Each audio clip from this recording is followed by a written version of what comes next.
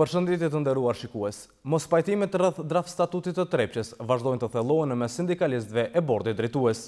Kryetari i sindikatës së Trepçës, shoqërisë Sadiku, gjatë javës ka njoftuar se me kërkesë të Komisionit Parlamentar dhe Ministrisë së Zhvillimit Ekonomik, sindikalistët janë pajtuar për shtyrje të afatit për greva dhe protesta deri më 9 korrik, në mënyrë që kërkesat e tyre të përfshihen në Draftstatutin e Trepçës. Por së fundmi, nëpërmjet një kumtese për media, Sindikata e Pavarur e Minatorëve të Trepçës ka kërkuar që të bëhet ndryshim plotësimi i ligjit për Trepçën, i cili sipas tyre shihet si pengesë për implementimin e kërkesave të punëtorëve të Trepçës, se dhe Draftstatuti i Trepçës i propozuar nga bordi të kthehet në pikën 0. Në ndërkohë, Sadiku në një intervistë për RTK-n akuzoi edhe kryesuesin e bordit Ardian Sylla për shkelje ligjore. Me këtë të fundit, do të bisedojmë për të gjitha këto çështje. Por tani ndjekim historinë rreth akuzave të Sadikut e më pas kthehemi me bisedën në studio. Kemi domethënë me kryesuesin e bordit të raportet e aksionarit të dytë janë nashta në pikën kritike për shkak të shkeljeve ligjore që është bërë të kryesuesi i bordit, dhe që edhe takime që është të mbajt, ai definitivisht është të mbajt procesin që është shkelje ligjore, edhe takimet kur i kemi takime të rregullta, ona ligjore thotë që 3 ditë para kohet do ta njoftojmë rënë e ditës se ne të përgatitem. Ai nuk na njofton deri në ditën e fundit, edhe mbrana ditës fundit e ndron edhe orarin domethënë edhe takimeve. Edhe kjo domethënë janë vërejtjet e tona që është të bëhet shkelje ligjore të tjera që është të marrë vendime me 4 drejtorë të bordit, domethënë për neve është edhe ajo shkelje ligjore që nuk e ka shumicën absolute në bazë të ligjit për Trepçën që i parashet të jenë 9 anëtarë të bordit, shumica janë 50. Ne jemi të shërtuar këtë drejtim që bordi ka bërë shkelje ligjore edhe rreth statutit, se nuk e ka punuar, e ka marrë një statut të punuar nga dikush dhe ka pru copy paste, ka kthyer mbrapa, edhe kjo për neve shkelje ligjore dhe mendoj jem të përgatit me bëu edhe pa di kundër bordit të Trepçës. Zotëri Sylla, mirë se erdhët në studio. Faleminderit shumë, faleminderit për ftesën. Si përgjigjeni këtyre akuzave të zotërit Sadikut? Do të them që ligji për Trepçën ka kaluar në tetor të vitit 2016 dhe ligji si i tillë i parashet 9 anëtar të bordit. Mirë, po për momentin jemi të caktuar me vendim të kryeministrit dhe të emëruar 6 anëtar të bordit, gjë që nuk qëndron pretendimi prej kryetarit të sindikatave dhe një herë të anëtarit të bordit që kemi bërë shkelje ligjore sa i përket shumicës absolute, për shkak se ne kemi mbajtur mbledhje edhe me 4 anëtar bordit, gjë që e përbën shumicën e thjeshtë, ashtu siç është e përcaktuar edhe me ligjet të fuqi, ligjin për ndërmarrje publike. Shumicën e thjeshtë të anëtarëve të cilët jeni tani? Jemi prezent. Po për çdo mbledhje ne me fillim të mbledhjes konstatojmë korumin, më pastaj vazhdojmë me procedurat e mbledhjes dhe ranin e ditës cili është i paraparë. A jeni duke mbajtur procesin verbalin ju? Po, për momentin, ashtu siç është e përcaktuar në statutin e ndërmarrjes, kryesuesi i bordit mban proces verbalit. Do të thotë është konform statutit. Konform statutit. Po i cili nuk ka kaluar ende. Po i cili nuk ka kaluar ende. Mirë, po do ta them që edhe gjitha mbledhjet incizohen dhe i kemi incizimet e mbledhjes prej mbledhjes së parë deri në mbledhjen e fundit, gjë që për cilën përpunohet proces verbali dhe dërgohet gjithë anëtarëve të bordit, të cilët kanë të drejtë të shikojnë fjalimet e tyre dhe të ndërhyjnë ato ku mendojnë që nuk kanë thonë ndryshe. Në rast kontestimi më pastaj mundën u incizu edhe incizimet cilat janë nga mbledhje. Kurse sa i përket asaj që tha lidhur me thirrjen e mbledhjes, është e vërtetë që mbledhjet e rregullta thirrën 3 ditë para. Mirë, po lejohet që dhe thirrën 1 ditë para, gjë që mendoj që nuk kemi bërë shkelje ligjore. E për ma shumë, për gjitha mbledhjet tona dhe proces verbalet është e njoftuar Ministria e Zhvillimit Ekonomik, gjë që mund me konstatu në rast se ka pasur shkelje ligjore apo nuk ka pasur. Zotëri Sylla, është edhe një çështje tjetër, cilën pretendon zotëri Sadiku, i cili, siç tha, do thotë siç e dëgjuam edhe në deklarat, planifikojnë që t'ju padisin për këtë, pasi sipas tyre Draftstatuti nuk është përpiluar dhe hartuar nga bordi, por është marrë i gatshëm dhe sicil pastaj është dërguar në qeveri. Do të them që nuk është e vërtetë. Të njëjtin Draftstatut e kanë dorëzuar edhe sindikatat kryetari i sindikatës, versioni 2 i statutit. Statuti është punuar në bashkëpunim me Ministrinë e Zhvillimit Ekonomik, për këto kanë qenë deklaratat publike nga ministri dhe këshilltarët e ministrit që deri në përgjedhjen e bordit ata kanë formuar një komision i cili ka punuar në hartimin e Draftstatutit, i cili më pasaj i është dhënë bordi dhe bordi ka pasur mundësinë e ndërhyrjes në secilin end të statutit dhe punimin e statutit konform propozimeve që janë bën bord. Nëse atëherë ne kemi dorëzuar një statut i cili nuk është i punuar nga ne, atëherë do ta them edhe dinë kryetari i sindikatave, zotni Sadiku, që edhe ata kanë dorëzuar po të njëjtin statut me disa ndryshime për cilat sigurisht se do të bisedojmë më vonë. Sipas Sadikut, nëse një statut i tillë do të kaloj, do të jetë fundi i Trepçës. A mendoni edhe ju kështu dhe cila është përgjigjja juaj ndaj pretendimeve të tij? Këtë rast, a do të jetë fundi i Trepçës me këtë statut apo do të përmirësohet gjendja e Trepçës?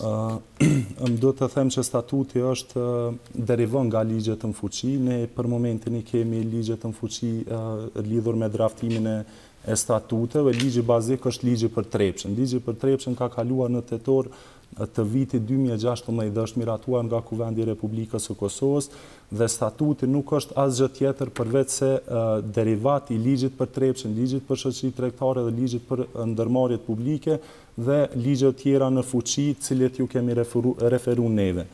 Unë nuk mendoj që është fundi i Trepçës, për ma shumë mendoj që në rast se nuk ka lënë statuti, atëherë mundet me qenë fundi i Trepçës për shkak se për momentin nuk e kemi një gjendje të mirë në ndërmarrjen Trepça dhe sa i përket prodhimit mirë, po edhe çështje tjera organizative. Janë disa çështje të cilat zotëri Sadiku thotë që nuk janë përfshira në statut, pikë pari vendburimet rreth minierave.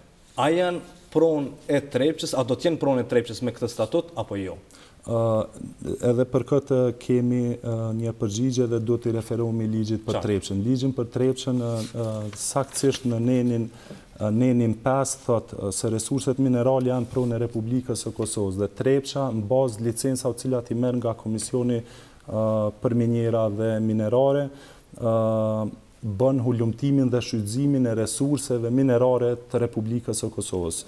Pra, ligji për Trepçën qartë definon se pronë e kujna janë resurset minerare dhe vendburimet, kurse sa i përket asaj lidhur me emërtimin e vendburimeve të cilat janë në minjerat me flotacion, shifra e cila është e parapara dhe në ligjin për Trepçën mirë, po edhe në statutin e ndërmarrjes, i cili është draftuar në koordinim me ligjin për Trepçën, i përcakton edhe vendburimet cilat janë përreth këtyre minjerave. Ne kemi diskutuar edhe me kryetarin e sindikatës dhe me sindikatat në fjalë dhe ju kemi kërkuar që të ulmit i parafrojmë qëndrimet përderisa statuti është ende në diskutime në Komisionin Parlamentar për Zhvillim Ekonomik, gjë që e kanë refuzuar dhe ju kemi me çfarë arsyetimi? Me arsyetimin se nuk janë tani të gatshëm për shkak që statutet janë ndërzuar 2 versione statutet, tani është vonë që të diskutohet për statute. Në këtë rast, a mund që, se e përmendet do thotë që me shifër në këto 3 minjera edhe vendburimet do thotë janë pjesë e këtyre minjerave, siç e thatë edhe jo.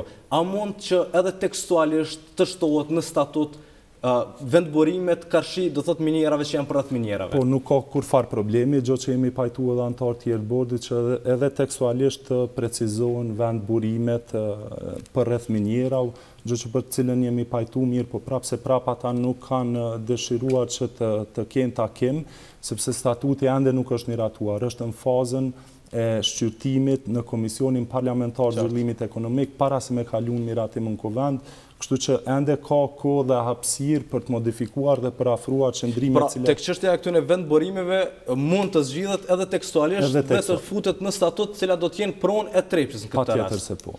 Është edhe një çështje tjetër, 27 njësit e lëna jashtë statutit. Çka do të ndodhë me këto 27 njësi? Tash më do të them, prap do të referohemi ligjit bazik, ligjit për Trepçën, i cili në bazë të këtij ligjit transformon ndërmarrjen Trepça prej njësisë, prej ndërmarrjes shoqërore në ndërmarrje shoqëri aksionare me pronësi 80% të qeverisë dhe 20% të punëtorëve të Trepçës. Ligji për Trepçën, i cili ka kaluar saktësisht, prafërsisht tani po bën 2 vite, i ka parapat qartë njësitë cila transformohen në ndërmarrjen e re, Trepçën e re, ndërmarrja shoqëri aksionare. Dhe këto janë njësitë në fjalë minierat me flotacion në Stantërg, minierat me flotacion Artan dhe Kishnic, si dhe minierat me flotacion Kopaonik dhe Leposavit. Përveç këtyre, me njësitë e tjera, çka do të ndodhë? Me njësitë e tjera, ligji e saktëson se do të bëhet studimi i fizibilitetit, i cili në bazë të atij studimi i fizibilitetit dhe arsyeshmërisë ekonomike dhe financiare mund të formohen edhe formohen në njësi tjera, siç është metalurgjia e plumit, metalurgjia e zinkut, si dhe industria kimike.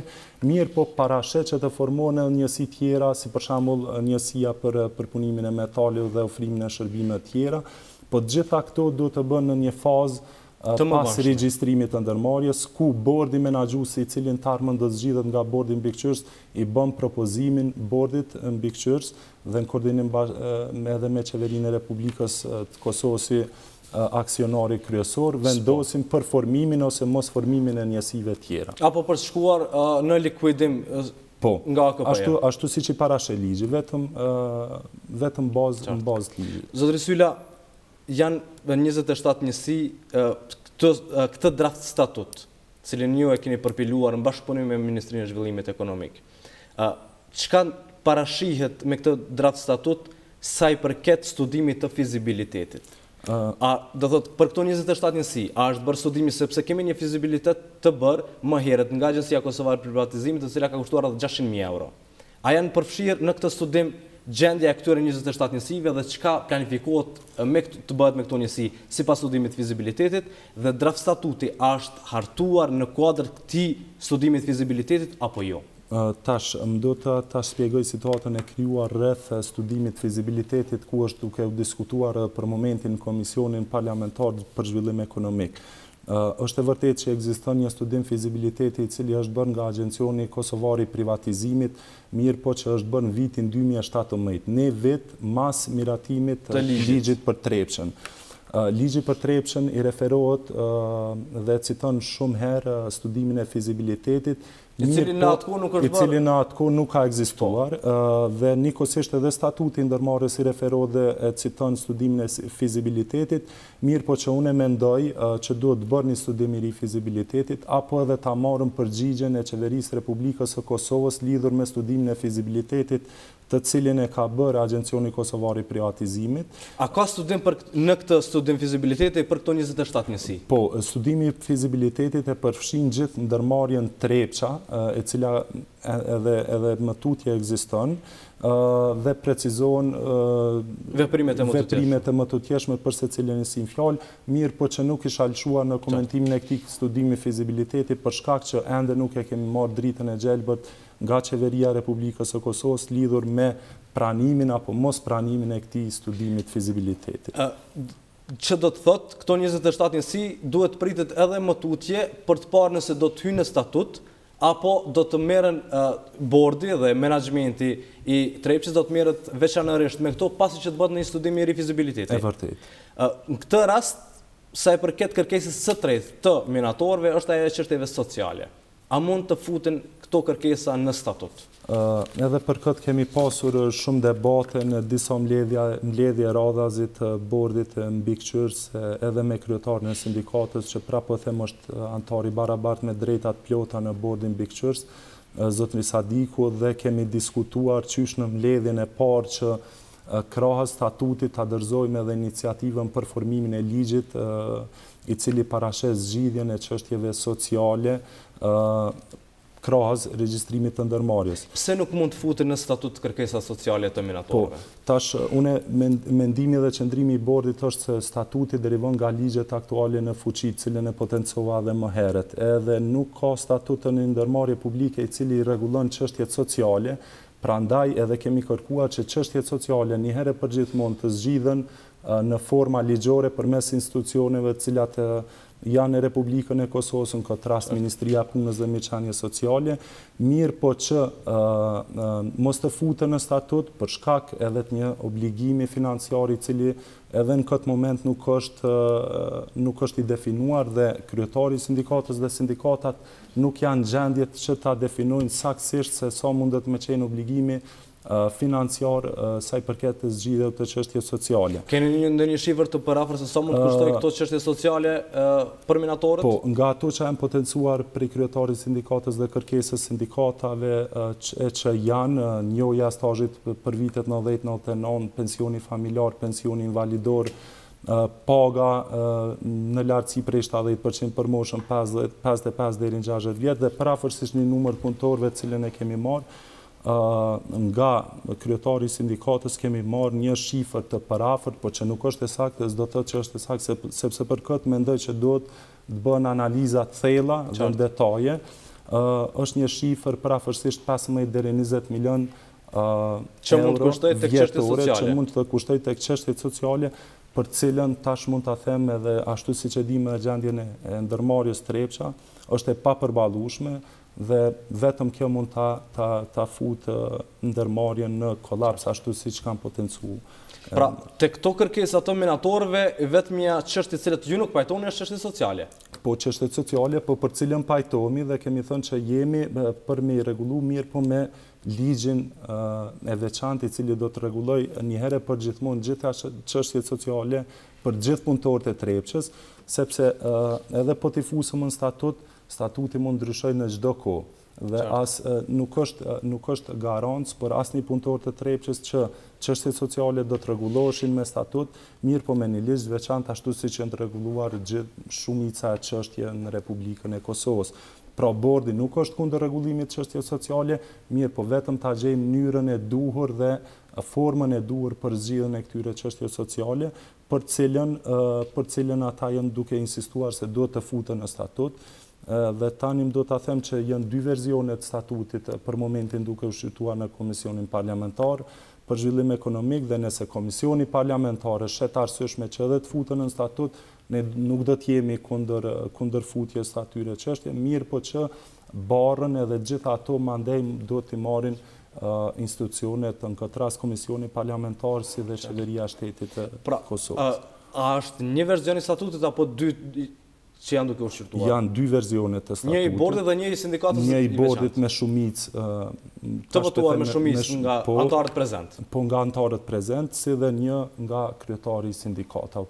Mirë po edhe këtu kam përshtuar diçka sepse në versionet e mëhershme gjatë shqyrtimit të Draftstatutit në mbledhjet e bordit mbikëqyrës, kryetari i sindikatave, në këtë rast drejtori i bordit zotni Sadiku, i ka votuar se gjitha nenet e statutit pasi që kemi shkuar në formën e votimit dhe kalimit të nen për nen, dhe për këtë ekzistojnë edhe proces verbalet dhe incizimet nga mbledhjet cilat i kemi mbajtur, mirë po që më vonë ka ndryshuar qëndrimin dhe mendimin dhe tani insiston që këto çështje të futen në statut, gjë që për cilën na ja kemi bërë me dije që duhet të zgjidhen përmes ligjit të veçantë për gjithë punëtorët e Trepçës.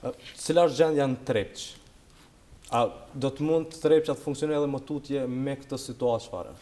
Gjendja momentale në Trepçë nuk është e kënaqshme. Kemi rënje prodhimi nëse e krahasojmë 5 mujorin e vitit 2018 me 5 mujorin e vitit 2017, kemi një rënje të prodhimit në përqindje prej 18%, si dhe eksport të resurseve, dy resurseve kryesore, plumbit dhe zinkut, në shkallë prej 28%, dhe kjo gjendje nuk premton qëndrueshmëri financiare dhe më tutje. Për ata edhe bordi me mbikëqyrës insiston që statuti të kalojë sa më shpejt dhe të miratohet nga Kuvendi i Republikës Kosovës në mënyrë që t'i hapet rrugë zhvillimit të Trepçës ashtu siç e parasheh dhe ligji për Trepçën dhe ligje tjera në fuqi. Sa i përket anëtarëve të tjerë serb në bord, a ka ndonjë afat se kur do të mund të emërohen? Dhe a mund të funksionojë bordi edhe pa ata tre? Bordi mund të funksionojë edhe pa ata tre, për shkak që jemi shumicë, jemi 6, mirë po se kur do të emërohen anëtarët e mbetur të bordit mbikëqyrës varet nga Qeveria e Republikës së Kosovës si aksionari kryesor. Si keni raportet me pjesën veriore të Trepçës? Kemi komunikim edhe me pjesën veriore të Trepçës përmes Ministrisë Zhvillimit Ekonomik, dhe ata për shkak që ende nuk i kanë përfaqësuesit e tyre në bord këto që sapo e thamë më herët, komunikimin e bëjmë përmes Ministrisë Zhvillimit Ekonomik dhe së fundi kemi pasur edhe miratime të kontratave, të shitjeve, të cilat bëhen sipas procedurave që janë të përcaktuara nga Ministria e Zhvillimit Ekonomik. A është duke shitur më shumë pjesa veriore se sa pjesa jugore koncentrat? Për këtë nuk mund ta them, për shkak që nuk i kemi ende statistikat e sakta nga menaxhmenti. Mirë, po komunikimi zyrtar ka ndodhur nëpërmjet Ministrisë së Zhvillimit Ekonomik dhe ju e keni miratuar ato shitje të cilat i ka bërë. Po, qartë. e vërtet. Cilat ta zëmë do të kaloj statuti. Çka pas këtij hapi? A ka investitor të jashtëm të interesuar për të investuar, cili është plani i juaj se si do të shkojmë më tutje, ta zëmë nëse do të kaloj statuti?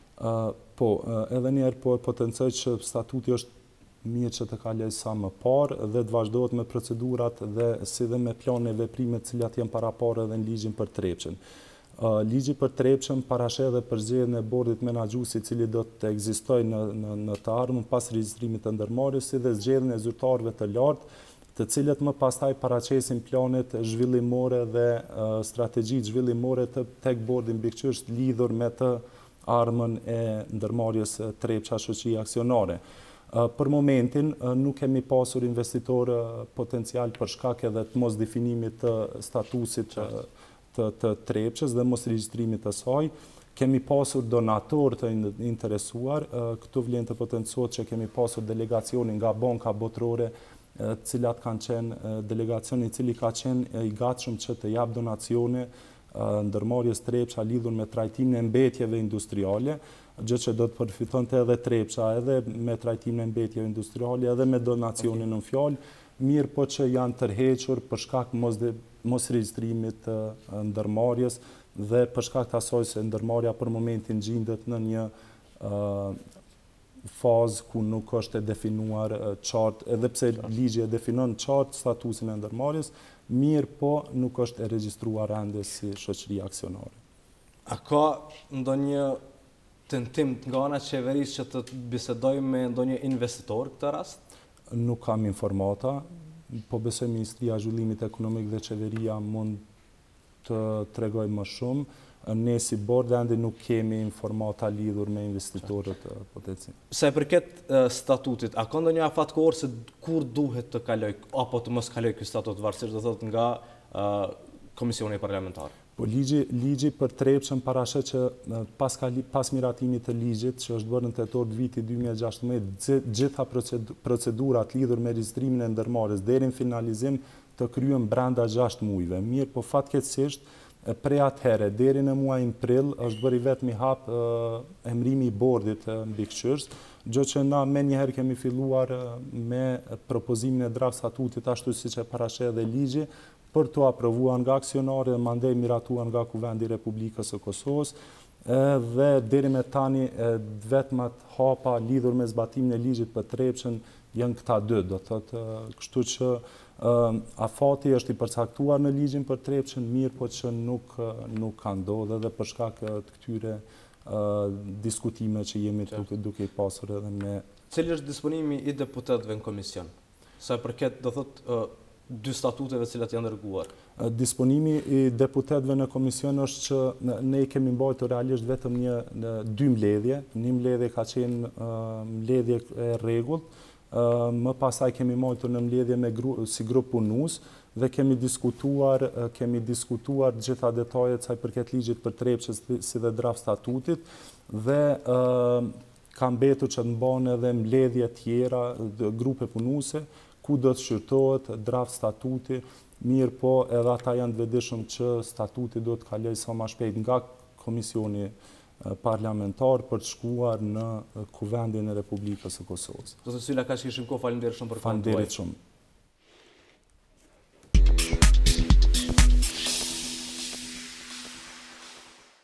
Jemi rikthyer në studio për të vazhduar me ngjarjet ekonomike të javës që lan pas. Përplasje të forta ka pasur në Komisionin për Arsim të Kuvendit të Kosovës.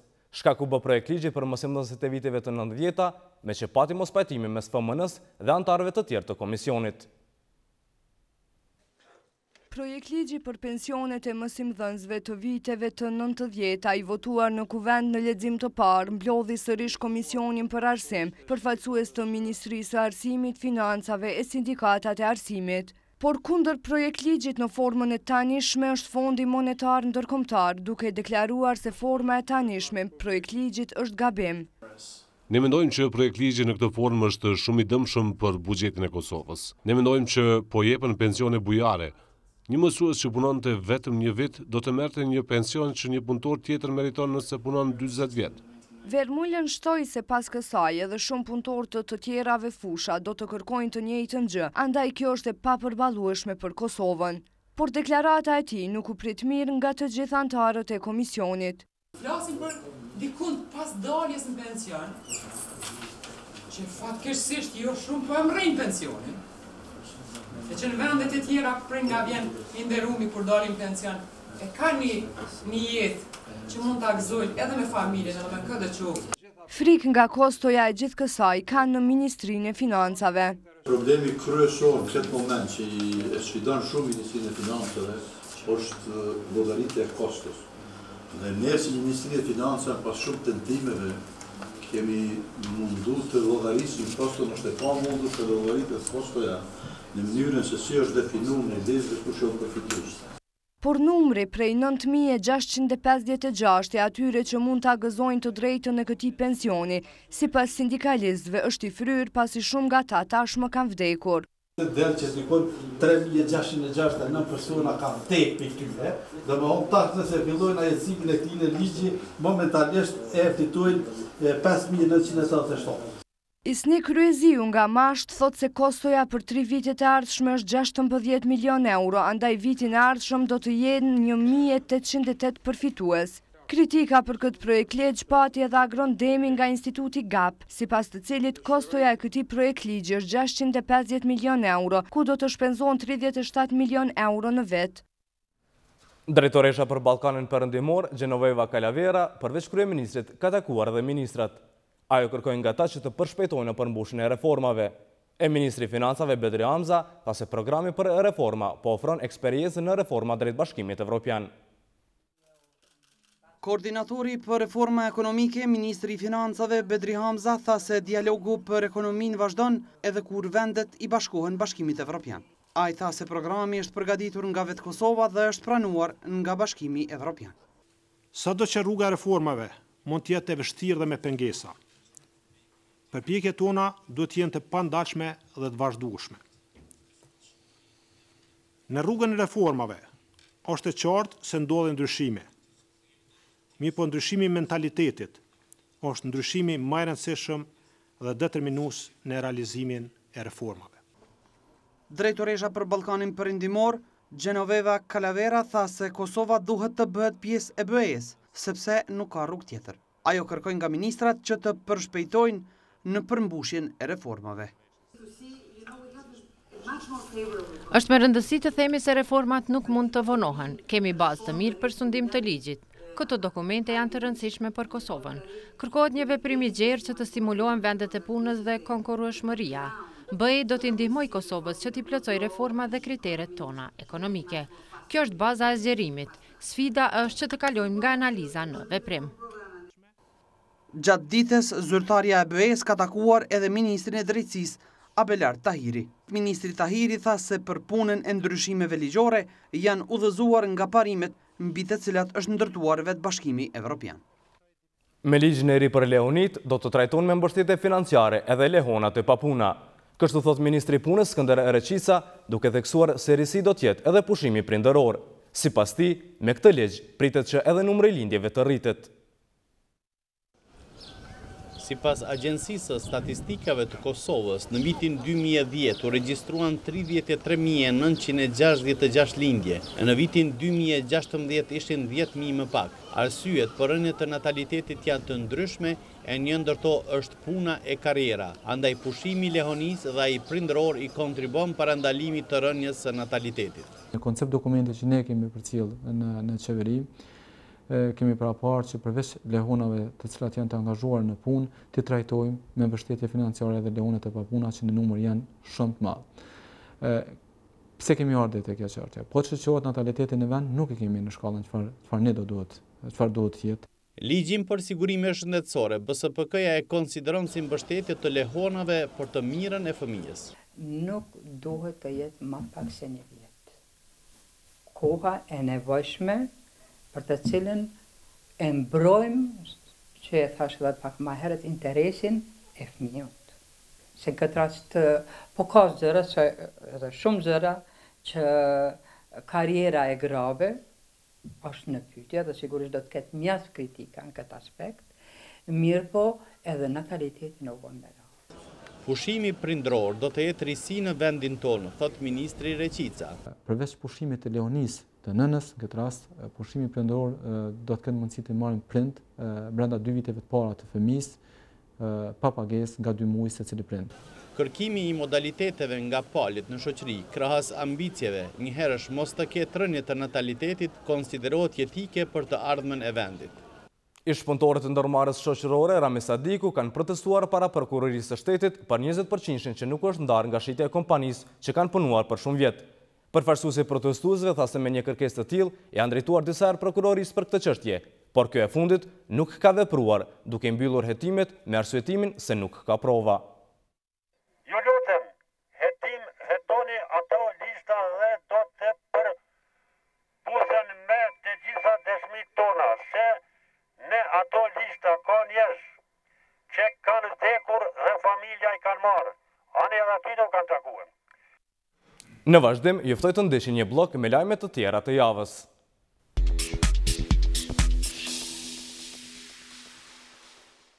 28 biznese malazeze dhe 72 kosovare morën pjesë në forumin ekonomik të Kosovës dhe Malit të Zi të mbajtur në Prishtinë. Aty u theksua se bashkëpunimi ekonomik mes dy vendeve duhet të jetë model për atë politik. Gjatë forumit u theksua se bashkëpunimi ekonomik nuk duhet të shihet si konkurrues, ndërsa ka hapësirë për të avancuar edhe më shumë dhe kjo do të bëhet duke larguar barrierat ekonomike.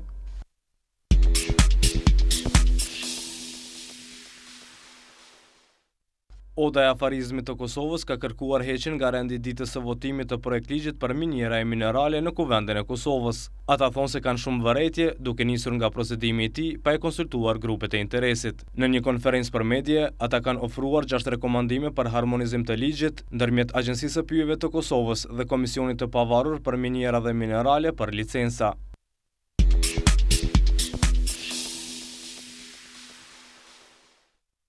Më shumë se një muaj më parë, kanë rifilluar punimet në zgjerimin e rrugës Vushtri-Mitrovic, por nga 14 maji nuk është se ka shumë përparim në punime. Banorët kanë mendime të ndryshme nëse punimet do të kryen me kohë apo jo. Për mbarvajtjen e punimeve, kompania kontraktuese nuk ka dashur të deklarohet. Të njëjtën gjë kanë bërë edhe zyrtarët nga Ministria e Infrastrukturës. Ata nuk kanë pranuar të japin ndonjë përgjigje në lidhje me punimet që po zhvillohen atje.